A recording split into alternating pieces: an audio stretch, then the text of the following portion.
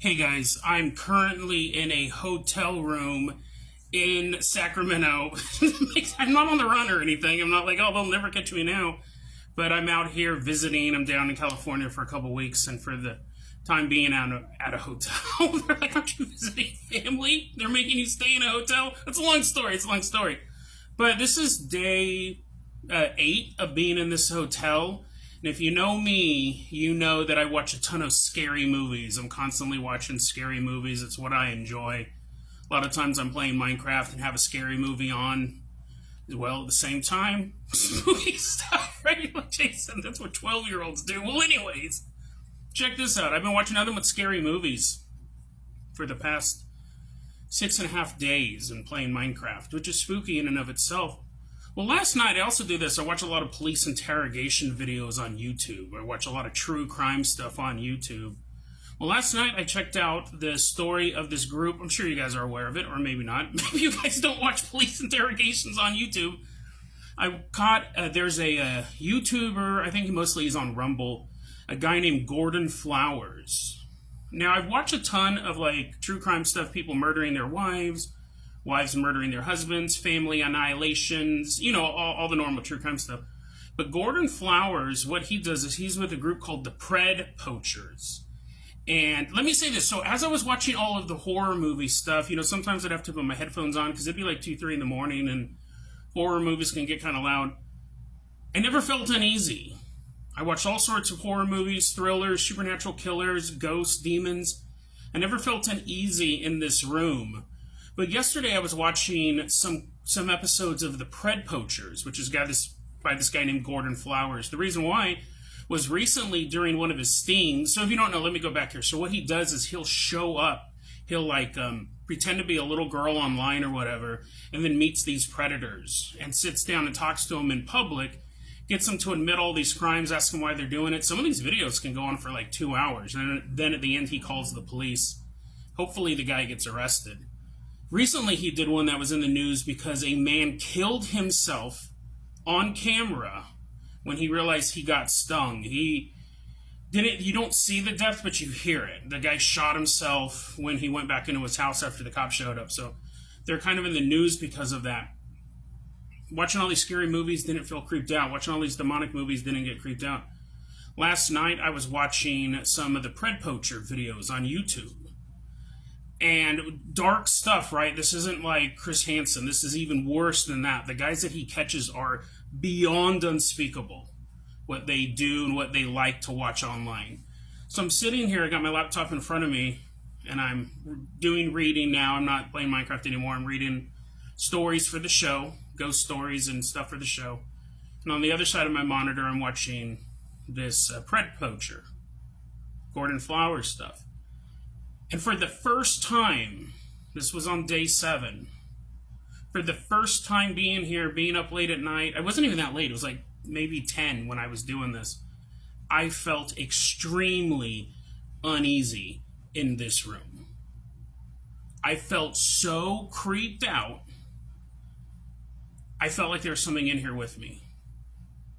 Now, like I said, I've been watching movies with all sorts of crazy jump scares, all sorts of things, felt totally fine. It was maybe 5-10 minutes into the first Gordon Flowers video where I was reading, to be fair, I was reading spooky stories, but I watching this video and I slowly went,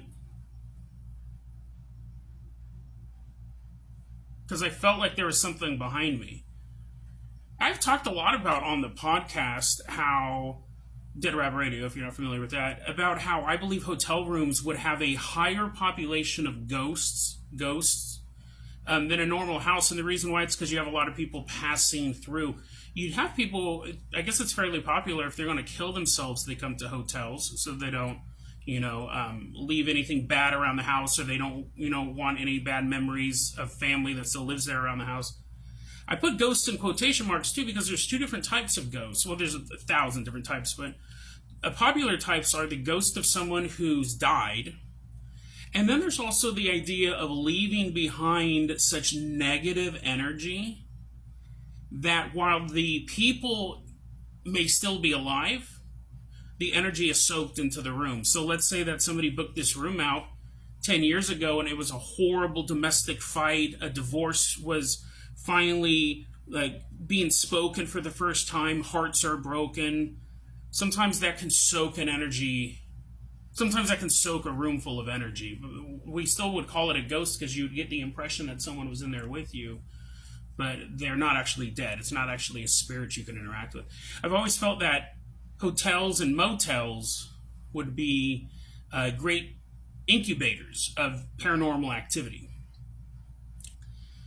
But when I first came here, like I said, I came here about a week ago. I didn't get any weird vibes. I'm watching all these crazy horror movies, just like one after another on Tubi or Plex or Crackle, all these free services.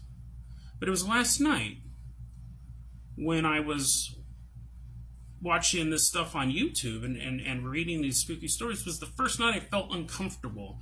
Was the first night that I felt that there was something else here. And I'm usually staying up till 3, 4 in the morning.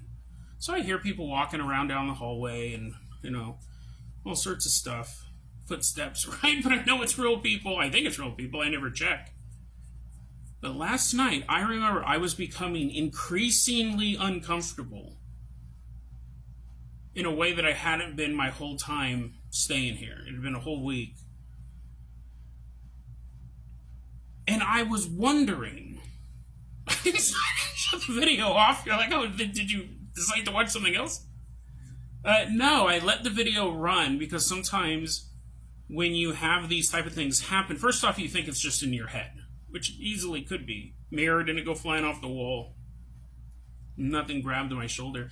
I just felt like there was something else in here, and it did not like the content that I was watching. It's not that they didn't like me. It's not like they didn't like Gordon Flowers. It's that it was bringing, I don't know if it was bringing up bad memories. I don't know if it was something that they had dealt with while they were still alive. And to be fair, I don't even know if the room's haunted. I mean, again, it's all just a feeling, but I felt like it didn't want, to be fair, right? If you walked into a Gordon Flowers video, it's so horrific. I mean, it's just two dudes talking. But what this guy has been caught doing, what this guy has admitted to doing, is just beyond horrific. And thankfully, they get arrested. I usually only watch the videos where they do get arrested for a happy ending. I mean, as bad as everything was before it. I really felt like there was something in here. And it didn't like that. It didn't like that content, which I would assume, most people don't even know this stuff, how bad it can be, right? When you catch these guys talking about this horrible stuff.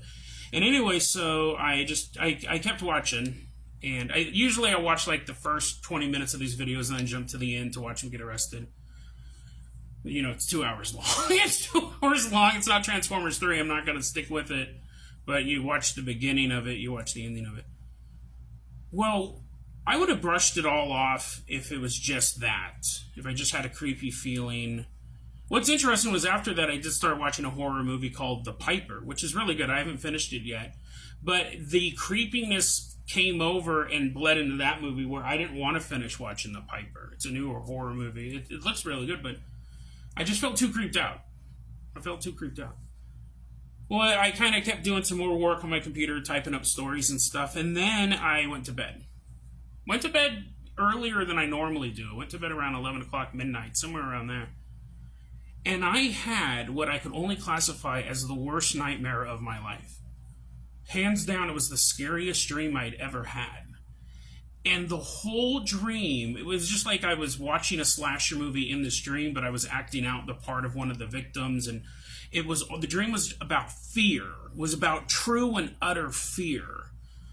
If I described it to you, it would be like describing a Freddy Krueger movie. It didn't seem that bad, but in the dream, I was so terrified, and I ended up dying in the dream and then watching the film of myself dying, that when I woke up, I was so terrified. And there's free breakfast downstairs, a free waffle, right? So I had to get up and go downstairs to go get my waffle, and I remember walking out the door, and I was terrified. I was fully awake. I thought someone was going to jump out and kill me. As I got in the elevator, I thought someone was going to jump out and kill me. I still got my waffle, but I've never experienced fear for that long after a dream. So is this room haunted? We'll see.